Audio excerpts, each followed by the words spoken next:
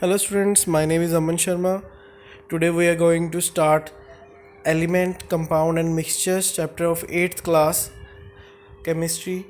Uh, Subscribe this channel for getting the information about the latest new videos of chemistry and maths. Okay, now as you know, substances are classified as elements, compound, mixtures. This classification is of great interest to chemists as it helps describe the kind of matter anything contains.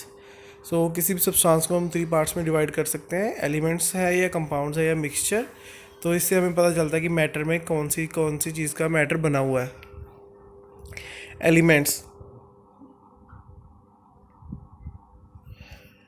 Element can not be split into simpler substances by chemical means. So element वो होते हैं जो हम जिन्हें further तोड़ा नहीं जा सकता, उन्हें फर्दर स्प्लिट नहीं किया जा सकता by chemical means. Chemical means यानी by burning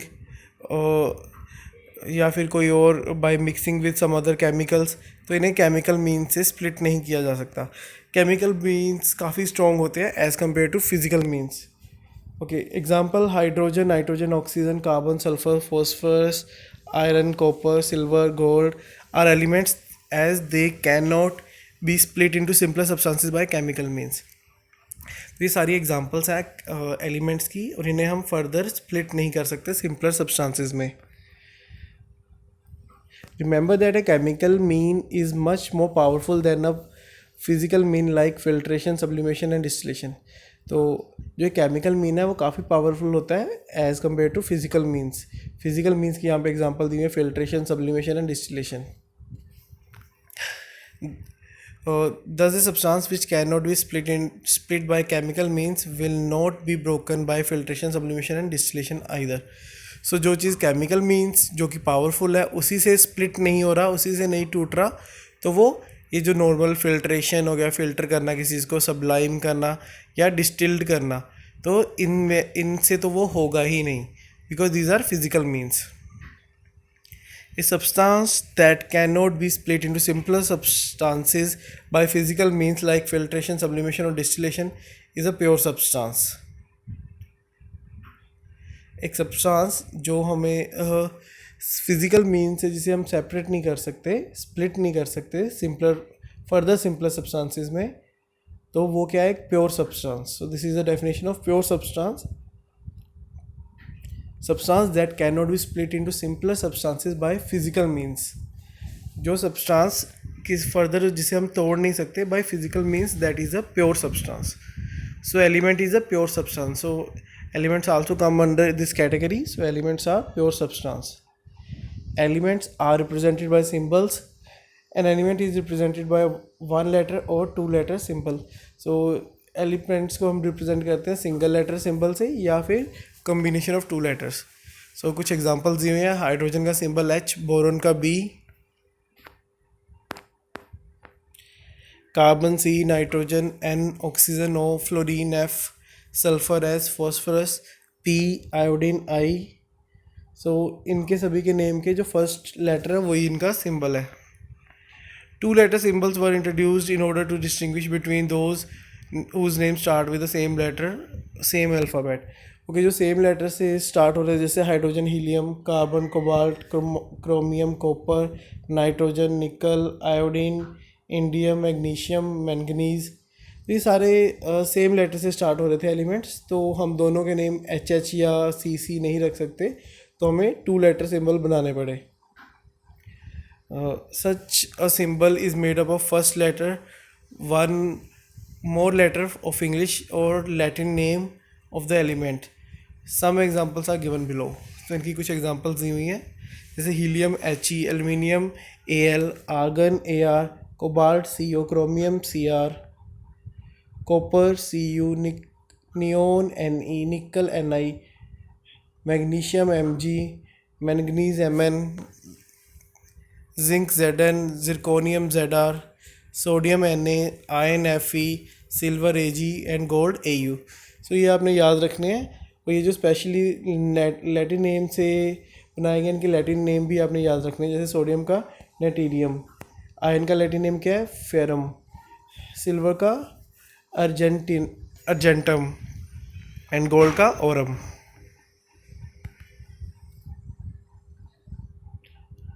Okay, now come to the next topic, which is compounds.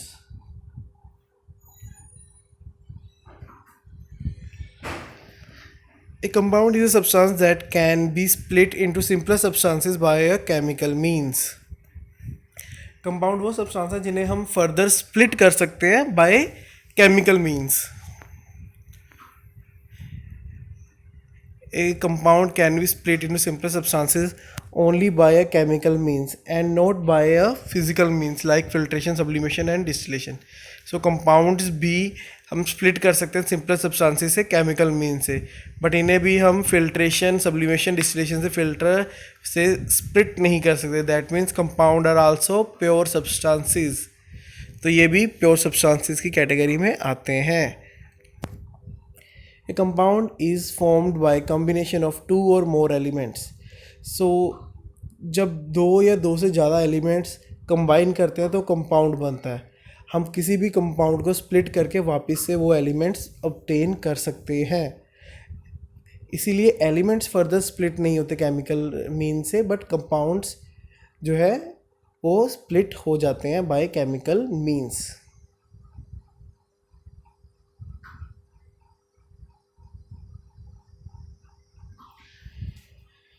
Water is formed by combination of hydrogen and oxygen. Carbon dioxide is made up of carbon and oxygen. Sulfur dioxide, sulfur and oxygen. Calcium carbonate, calcium, carbon, oxygen. Sugar, carbon, hydrogen and oxygen.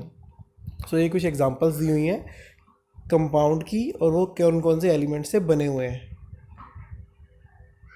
Splitting of a compound into simpler substances.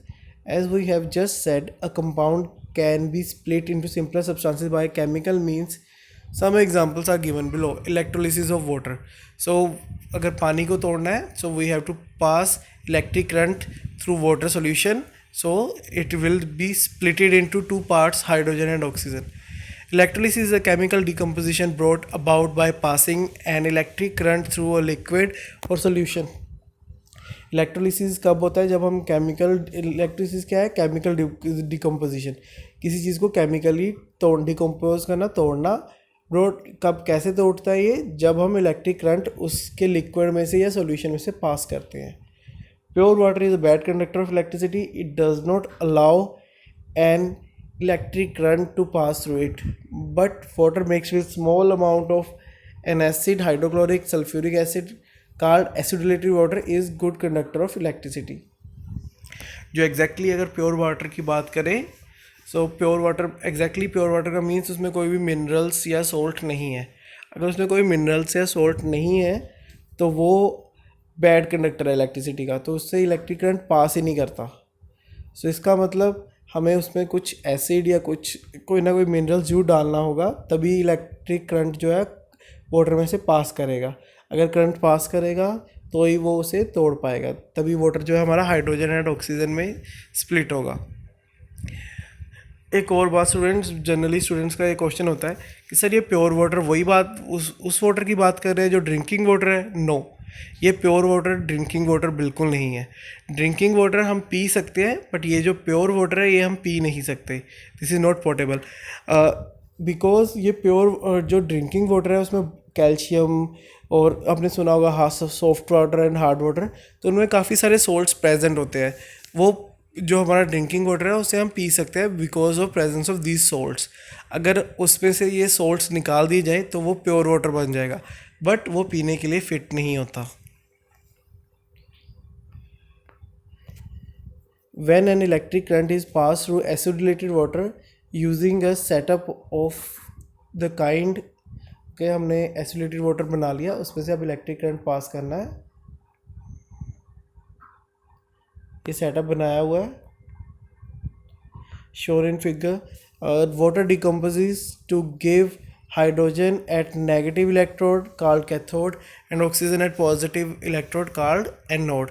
So water है, उसका electrolysis किया तो cathode पे आपकी जो gas emit होगी वो कौन सी है? हाइड्रोजन, और एनोड पे ऑक्सीजन. आप देख सकते हो एक आपकी ग्रीन वायर है, एक आपकी रेड वायर है।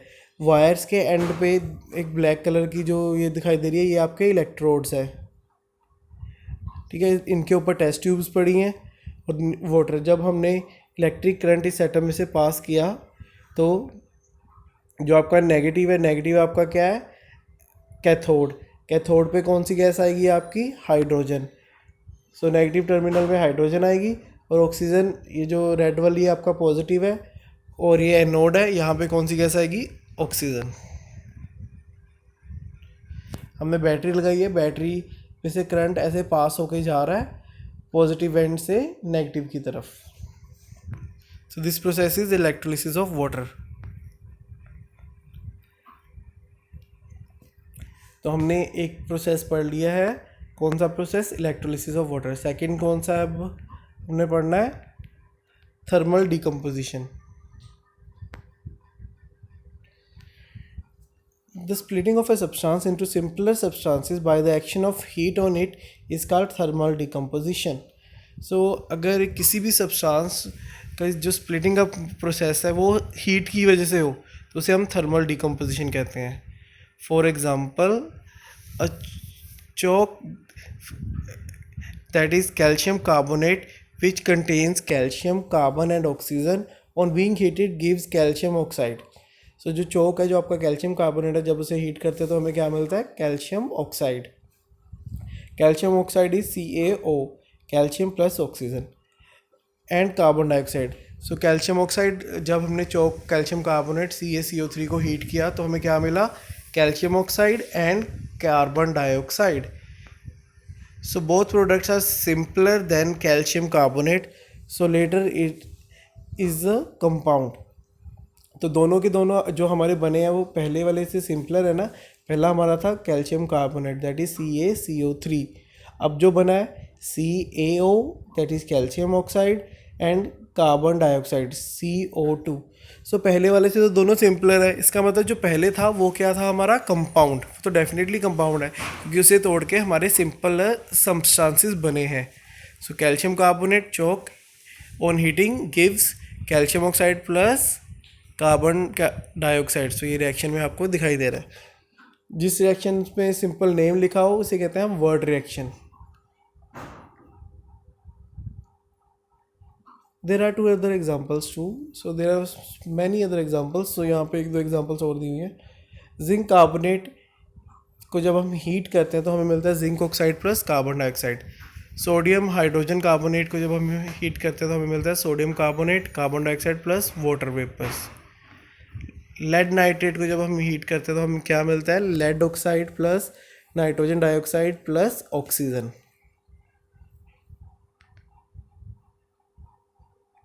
तो ये रिएक्शंस आपने याद कर लेनी है।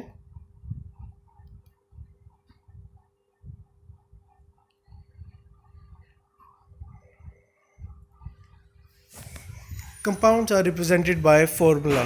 सो हम कंपाउंड्स को कैसे रिप्रेजेंट करते हैं, एक फॉर्मूला बना के। ए compound is represented by a formula which shows how many atoms of which element constitute a molecule of a compound.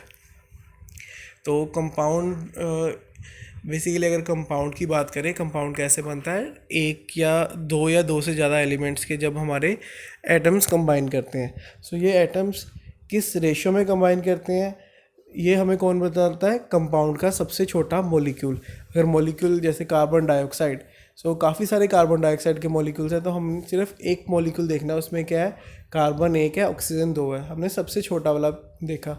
Same किसी भी कंपाउंड का जो एक सिंगल मॉलिक्यूल लोगे वो हमें एक फॉर्मूला ही रिप्रेजेंट करके बताएगा। तो जैसे water is represented by formula H2O।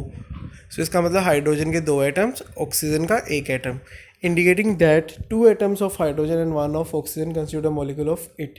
तो इससे क्या बन गया हमारा water. You can drive similar information from the formula of the following compounds. तो ये कुछ हमें दिए हुए हैं, carbon dioxide CO2, sulphur dioxide SO2, nitrogen dioxide ammonia, hydrochloric acid, sulphuric acid. तो इन सभी के फॉर्मूला आपको दिए हुए हैं। Sulphuric acid H2SO4। सो हाइड्रोजन के 2 एटम्स, सल्फर का 1, ऑक्सीजन के 4 atoms. Nitric acid sodium hydroxide, sodium carbonate. तो ये टेबल आपने लर्न करना है, सारे के सारे फॉर्मूले। Lead nitrate PbNO3 twice.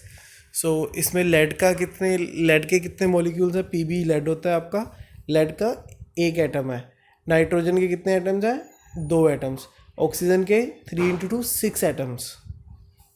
सो इसका मतलब है लेड एक Pb के साथ 2 NO3 लगे हुए हैं। सो 2 नाइट्रोजन हो गए एंड 6 ऑक्सीजन। इसी तरह से ammonium sulphate NH4 twice SO4, glucose C6H12O6, sucrose cane sugar जिसे हम कहते हैं C12H22O11। Important characteristics of a compound. So ये टेबल आपने लर्न करना है, सारा का सारा टेबल। जब भी आपकी क्लास लगेगी I will take test of this table. Important characteristics of a compound. You should remember some important characteristics of a compound. A compound can be split into its constituent elements only by chemical means, not by physical means like filtration, sublimation and distillation. क्योंकि physical means तो अब आपको याद ही हो गए होंगे, कितनी बार use हो गए हैं, filtration, sublimation and distillation. So compound जो है, कंपाउंड जो कि कम्बिनेशन ऑफ एलिमेंट्स है, और ये एलिमेंट्स कंबाइन एक फिक्स रेशो में होते हैं, जैसे H2O। ऐसा नहीं कि कितने मर्जी H हो, जितने मर्जी हो, नहीं, एक फिक्स रेशो होगी। 2 हाइड्रोजन और 1 ऑक्सीजन जब मिलेगा तो वाटर बनेगा। अगर 2 हाइड्रोजन एंड 2 ऑक्सीजन कंबाइन कर जाए तो वो हाइड्रोजन परऑक्साइड बन जाता है। सो हर एक कंपाउंड का अलग अलग फॉर्मूला है। एक पर्टिकुलर रेशियो में ही अगर वो एटम्स कंबाइन होंगे तो वो पर्टिकुलर कंपाउंड बनेगा, अदरवाइज कोई और चीज़ बन जाएगी। सो कंपाउंड को हम can be split into constituent elements only by chemical means, not by physical means. Water cannot be split into hydrogen oxygen by any physical means mentioned above. So जो water है, जैसे हमारा इलेक्ट्रोलिसिस से तो अलग हो रहा था, अगर उसके अलावा कोई physical means distillation, filtration, sublimation वगैरह कुछ करें तो वो अलग नहीं होगा। Hydrogen can also be obtained from water by chemical action of an active metal like sodium on water. Okay, so hydrogen हम वैसे वाटर से ऑब्टेन भी कर सकते हैं, अगर हम वाटर की रिएक्शन करवा दें एक्टिव मेटल लाइक सोडियम के साथ या पोटाशियम के साथ, तो हमें क्या मिलेगा? Sodium plus water, sodium hydroxide and hydrogen. So sodium plus water आपका एक नया कंपाउंड बन जाएगा, sodium hydroxide NaOH plus hydrogen gas emit होगी। Similarly hydrogen can be obtain from acid like HCl, sulfuric acid, by the action of metals like magnesium, zinc, iron on acid. Hydrogen हम वैसे भी obtain कर सकते हैं acid से भी। Sulphuric acid हो गया आपका, हाइड्रोक्लोरिक एसिड, जब हम इनको रिएक्शन करवाएंगे कुछ मेटल्स के साथ, जैसे magnesium, zinc, iron. Magnesium plus HCl gives magnesium chloride plus hydrogen. So ये रिएक्शंस भी आपने लर्न करनी है। Zinc plus sulphuric acid gives zinc sulphate plus hydrogen. Okay, ये iron liberates hydrogen from dilute sulphuric acid and give a light green solution iron two sulphate. तो आप देख सकते हो ये सल्फ्यूरिक एसिड है, dilute sulphuric acid H2SO4। Dilute का मतलब है कि इसकी कंसंट्रेशन ज़्यादा नहीं है, इसको पानी में डाइल्यूट किया गया है। तो और एक और बात, जब भी अगर किसी एसिड को डाइल्यूट करना हो, हम एसिड में पानी नहीं डालते हैं, हम पानी में एसिड डालते हैं। अगर आपने कभी एसिड में पानी डाल दिया so that can be explosive. So किसी भी एसिड को डिल्यूट करना हो, हम पानी लेते हैं, उसमें ड्रॉप वाइज एसिड ऐड करते हैं। तो इसी तरह से ये डाइल्यूट सल्फ्यूरिक एसिड बनाया गया है। उसके बाद इसमें एक आयन की नेल फेंक दी गई है। When you drop this nail, after some time you will get a light green color solution. So ये light green color क्यों है? Due to formation of iron 2 sulfate. यहाँ पे 2 का मतलब है आयन की जो ऑक्सीडेशन स्टेट है वो 2 है। The properties of a compound are entirely different from those of constituent elements. Okay, very important point. तो आपको फर्स्ट पॉइंट आई गेस समझ आ गया है compound can be split into, so सिर्फ केमिकल मीन से स्प्लिट हो सकते हैं, फिजिकल मीन से स्प्लिट नहीं हो सकते। ओके, सेकंड प्रॉपर्टी क्या है? सो जो आपका कंपाउंड है, जो जिन एलिमेंट्स का ये बना हुआ है, इनकी प्रॉपर्टीज़ अलग अलग होती हैं। फॉर एग्ज़ाम्पल, अगर हम हाइड्रोजन की बात करें एंड ऑक्सीजन की बात करें, तो oxygen is a supporter of burning. Oxygen के बिना कंबस्शन या बर्निंग हो ही नहीं सकती। एंड हाइड्रोजन बहुत अच्छा फ्यूल है, जैसे वुड, पेपर, पेट्रोल, इस तरह से ही हाइड्रोजन भी एक फ्यूल है। हाइड्रोजन एक गैसियस फ्यूल है, जैसे एलपीजी है, वैसे ही हाइड्रोजन भी एक बहुत अच्छा फ्यूल है। इवन एलपीजी सिलेंडर से भी ये 3 टाइम्स बेटर है फ्यूल। तो हाइड्रोजन भी एक फ्यूल है, यानी उसे आग लगती है। ऑक्सीजन भी एक स्पोर्टर ऑफ कंबस्शन है। लेकिन अगर इन दोनों के प्रोडक्ट की बात करें, इन दोनों को कंबाइन करके जो हमारा कंपाउंड बनता है H2O water, that is neither Sportster और नाइदर कंबस्टिबल गैस। वो तो उल्टा वो use for extinguish fire, fire को बुझाने के लिए हम वाटर का इस्तेमाल करते हैं। सो इसका मतलब जो कंपाउंड बाद में बनता है एलिमेंट से, एलिमेंट्स की प्रॉपर्टीज़ और होती हैं और कंपाउंड की प्रॉपर्टीज़ उनकी प्रॉपर्टीज़ से बिल्कुल नहीं मिलती। सो जैसे ही हमें जो हमारे नया कंपाउंड बना है, उसकी प्रॉपर्टीज़ बिल्कुल भी डिपेंड नहीं करती एलिमेंट्स जिससे वो बना है। The properties of compound are entirely different from those of constituent elements. Compound की प्रॉपर्टी बिल्कुल अलग होती है, किससे अलग होती है? जिन एलिमेंट से वो बना है उनसे।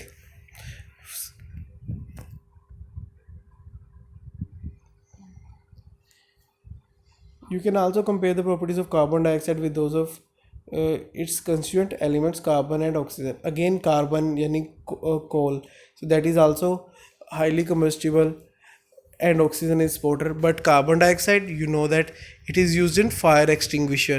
जो fire extinguisher के cylinders लगे होते हैं ना, तो वहाँ उसके अंदर में कौन सी गैस होती है? Carbon dioxide. इसका मतलब वो आग बुझाने का काम करती है। लेकिन अगर कार्बन एंड ऑक्सीजन की बात करें, they both are, carbon is combustible and oxygen is spotter of combustion. Again, a bright yellow compound, mercurous iodide, is a product of two constituent elements, mercury and iodide. Mercury is silver white color, iodine is violet black solid. The constituent elements copper 2 sulphate, pentahydrate, blue and red. Okay. अगर हम एक mercurius iodide की बात करें, वो bright yellow colour का है, लेकिन वो बना किससे है? मर्करी एंड आयोडीन से। मर्करी का कलर सिल्वर वाइट होता है और आयोडीन का वायलेट ब्लैक। सो इसका मतलब इन दोनों के कलर अलग थे, बट जो इनका कंपाउंड बना वो बना येलो, ब्राइट येलो कलर का। सेम वे में कॉपर सल्फेट पेंटाहाइड्रेट, ये जो एक red colour metal copper, yellow colour solid sulphur and colourless gases hydrogen और ऑक्सीजन।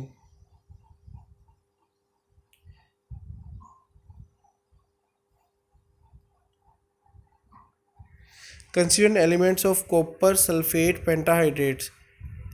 सो ये जो कॉपर सल्फेट पेंटाहाइड्रेट है, ये ब्लू कलर का सॉलिड है। किससे बना है ये? कॉपर मेटल जो रेड कलर का था, येलो कलर का सॉलिड है जो आपका sulphur, and colourless gases hydrogen and oxygen. Hydrogen and oxygen आपकी कलरलेस गैसेस है। सो इनसे आपका क्या बना है? Copper sulphate pentahydrate. सो आप देख सकते हो कि एलिमेंट्स जिनसे ये बने हैं उनके कलर डिफरेंट थे, और कंपाउंड बनने के बाद इनके कलर भी एग्जैक्टली चेंज हो चुके हैं।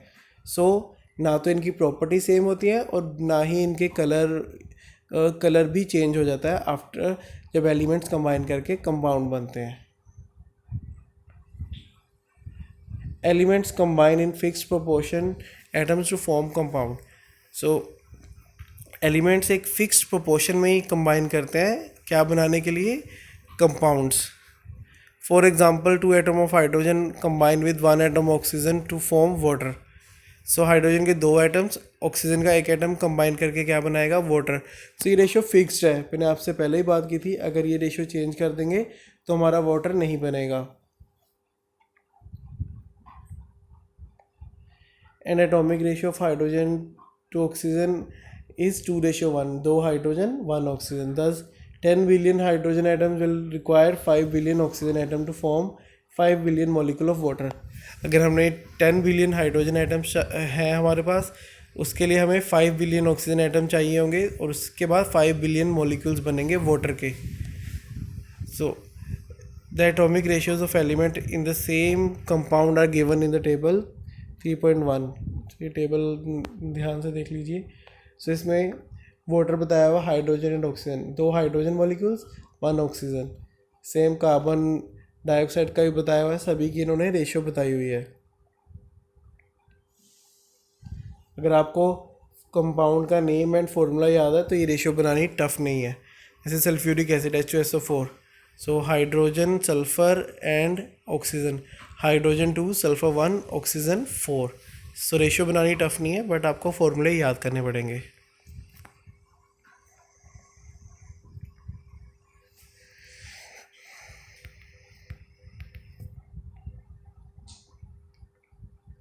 A compound contains the constituent elements in fixed proportion of mass. Okay, पहले एटम्स की रेशियो बताई हुई थी, अब मास की रेशियो. सो अगर मास की बात करें वो रेशियो भी फिक्स्ड है. For example mass, water contains 1 part of hydrogen 8 parts of oxygen. अगर वाटर की बात करें, हाइड्रोजन लाइटेस्ट एलिमेंट है. सो अगर उसका मास देखें, उसका मास सिर्फ 1 है, 1 पार्ट. 8 पार्ट्स किसका मास है? ऑक्सीजन का. और ये कंबाइन करके 9 पार्ट्स क्या बनाएगा? वाटर.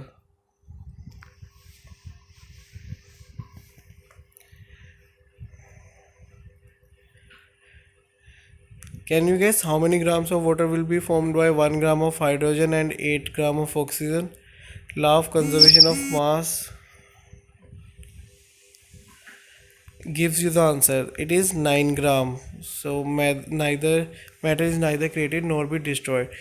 So हमने 1 ग्राम ऑफ हाइड्रोजन लिया, 8 ग्राम ऑक्सीजन ली, दोनों कंबाइन किया तो वाटर कितने ग्राम बनेगा? 9 ग्राम्स.